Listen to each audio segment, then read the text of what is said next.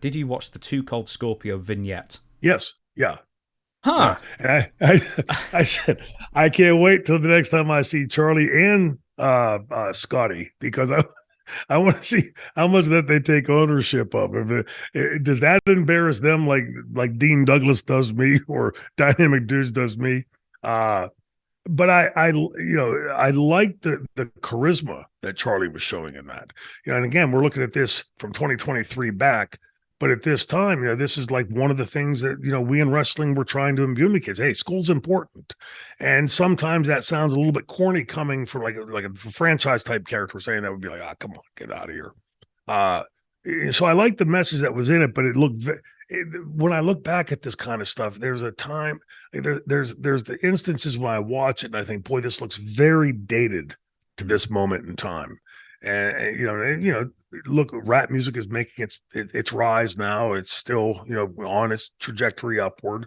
Right in the same time frame, we have Can't Touch This, da, da, da, da, and the dancing guy and everything. And then Charlie's got great rhythm, right? But I'm watching his match. He does a lot of these off the top rope things onto Scotty. And I want to point this out because I say it all the time, and I know it sounds like I'm making this up. He floats. He doesn't come, he's not up and down. He jumps in the air and there's just sort of like, he comes down. It's like hang time, isn't it? Yes. You must be the only heavyweight who has that. Yeah. Trust me, gravity grabbed my ass when I jump off that top rope.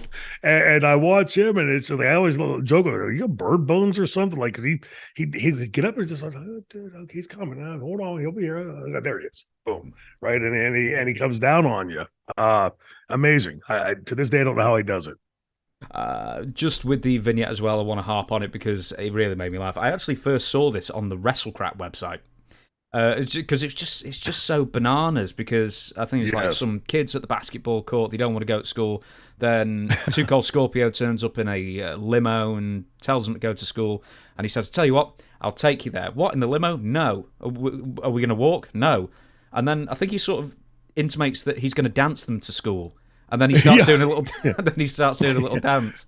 But yeah, well, when he first would take you to school, I'm thinking like, dude, like, don't put him in that car because bad things. Like, today looking back, you're like, no, don't do that.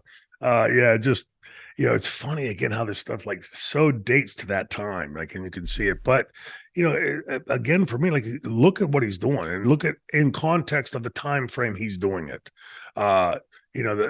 Each time he does like a jump in the air and spin and leg drop, or the 1.5, or just these things he's doing that really the most ardent wrestling fans had probably seen some of that in Japan with the smaller guys like a Mysterio, or some of the luchadors in Mexico, and some of the Japanese wrestlers, Liger and things, but you hadn't seen a 230 240 pound guy doing those types of things. And I think Charlie really opened the door to that, that, hey, these guys can do other stuff than just, lock up headlocks and bear hugs and things, way before his time. Scorpio wins clean with the 450 in 4:30. We'll talk about Raven another time. There's going to be plenty of opportunities for Raven to come up. We'll stick with Scorpio just very briefly. Who invented the 450? Was it Scorpio? Was it Scott Steiner, as far as you know? Oh, good. You got me.